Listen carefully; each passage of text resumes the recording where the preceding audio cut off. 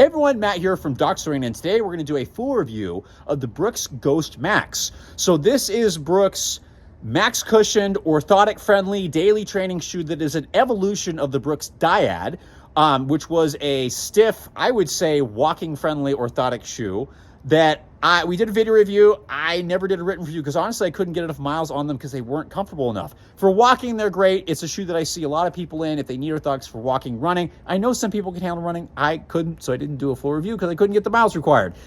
This is the successor to it, and it is very different because it is very runnable. It is very comfortable. It still maintains the ability to take orthotics because it's got a nice thicker insole and that's removable, and it's got a straight last and all the things that actually make it a stable neutral shoe, which in my mind, Dyad was not. It was just stiff. It didn't have stable neutral elements.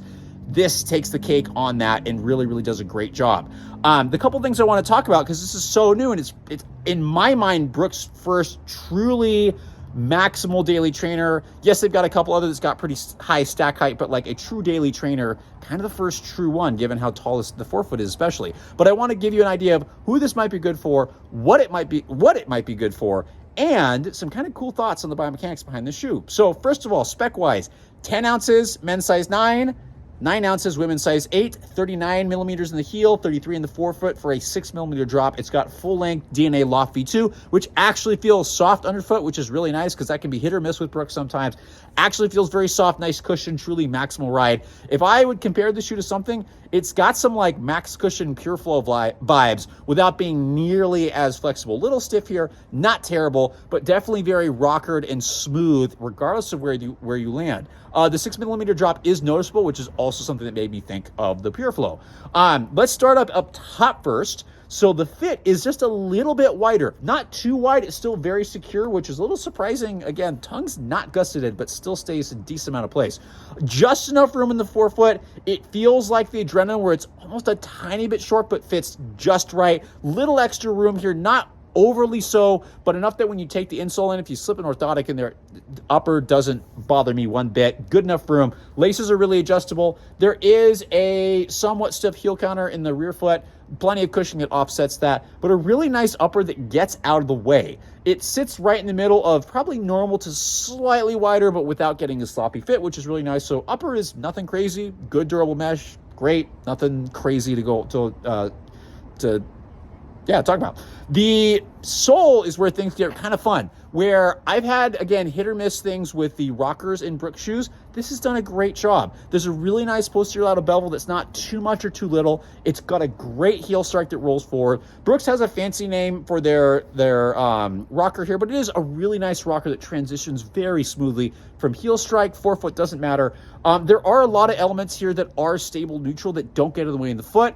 There are some sidewalls that Brooks always does rear foot stability really well. So sidewalls on the medial and lateral side that are really nice and lock the foot in really, really well. The shape is much wider throughout the length of the shoe without sacrificing certain parts. So midfoot does not narrow too much, really straight lasted, which is really, really great. Some mild sidewalls in the forefoot. Midfoot kind of gets out of the way here, which can be great if you're putting an orthotic in there. So definitely heel and forefoot, nice guidance there. Midfoot kind of gets out of the way, so if you need a little extra there, that might be an orthotic or something like that, or this might not be the best option for you unless you only need a little bit, which this shoe rolls so nicely. It's really nice. Use-wise, works best for daily training and walking, right? This is not a speed shoe. It's got a gentle bounce to it, more cushioning to it, but not meant for speedy stuff. You're going to have to wait for that kind of stuff from Brooks. They do have the Hyperion line, which is decent. The Hyperion Elite, which I'm not going to get into. You can look at my review and see my thoughts on that. Hopefully it changes. But it's just a smooth ride for daily miles. It's going to work best on the road or maybe some mild trail. I'm sure David would take this anywhere. I personally would keep it on the road. Durability's actually been really great. I've got 30 miles on my pair, and I've barely got any wear on the outsole, so I expect this to last a long time.